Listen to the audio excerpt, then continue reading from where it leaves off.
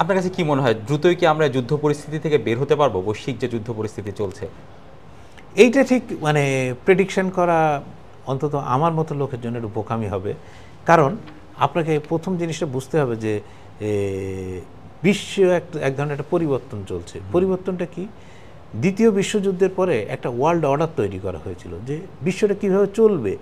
যেরকম ধরনের এর অনুষঙ্গ হচ্ছে জাতিসংঘ, আচ্ছা, এর পার্ট হচ্ছে বিশ্ব ব্যাংক, এর পার্ট হচ্ছে IMF, এর পার্ট হচ্ছে ADB, এর পার্ট হচ্ছে এর আগে প্রথমে ছিল গ্যাট, GATT মানে general agreement on trade and tariff, তারপরে সেটা এখন হয়েছে WTO। ঠিক আছে, এগুলোকে দিয়ে বিশ্বকে মোটামুটি একটা পশ্চিমা পুঁজিবাদী এই যে সমাজ আমেরিকার নেতৃত্বাধীন তারা একটা সুন্দর ইয়েতে নিয়ে আসছিল। সুন্দর মানে তারা একটা সিস্টেমে নিয়ে আসছিল।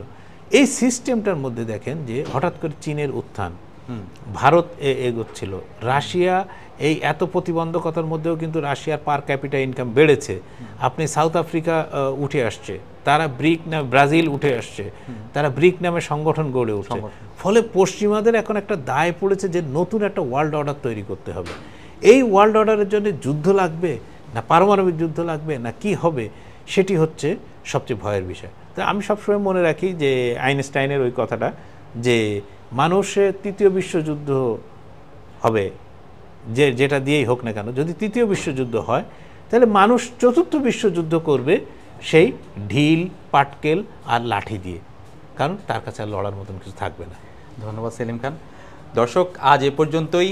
দেশ ও বিশ্বের যে কোনো খবর জানতে ইন্ডিপেন্ডেন্ট ডিজিটালের সঙ্গে থাকুন। ভিজিট করুন itbbd.com।